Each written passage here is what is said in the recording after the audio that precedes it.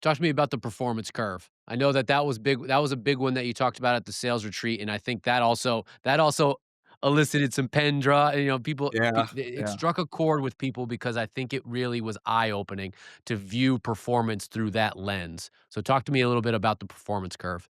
Yeah, so the performance curve is taken from Yerkes Dotson, and essentially is this relationship between stress and arousal and performance. So if you imagine an inverted U, and across the x-axis is stress and arousal, the y-axis is your performance.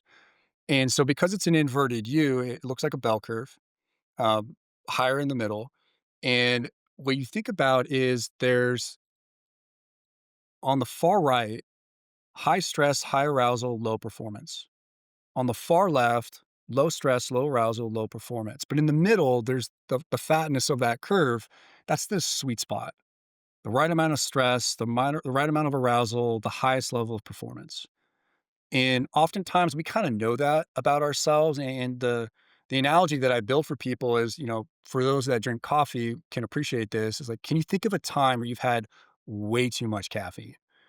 All right, where you are not optimal. Like, it kinda defeats the purpose of why you drink caffeine in the first place. Like, you're racing thoughts, hands are shaking, your eyes are jittering, low performance. You're not performing at the level that you wanted to. So that would be super far right, high arousal, high stress, low performance. And then think of the opposite. Think of a time where maybe you woke up and you didn't sleep well the night before.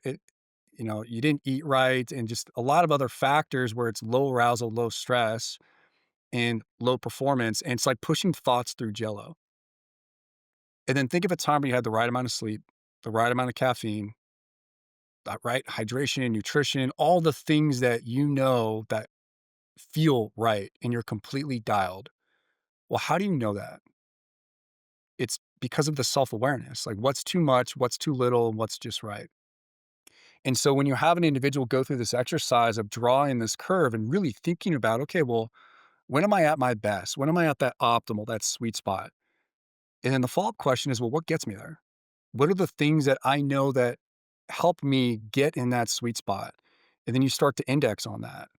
And then the next question is, well, when am I at my worst on either extreme? And people usually tend to be on one side or the other. So you start to unpack that a bit. And what that does is it gives you this map of your performance to then think more thoughtfully around, well, how can I get myself more into this optimal?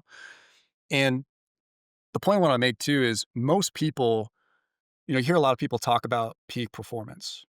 They have no idea what they're talking about. No idea.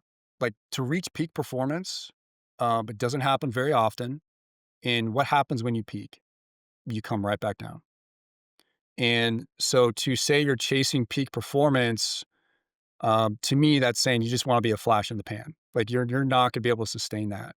For an average individual whose full-time job is not to get to peak and then have the proper rest and recovery to then be able to do it again, and even still, it's, like, over longer periods of time.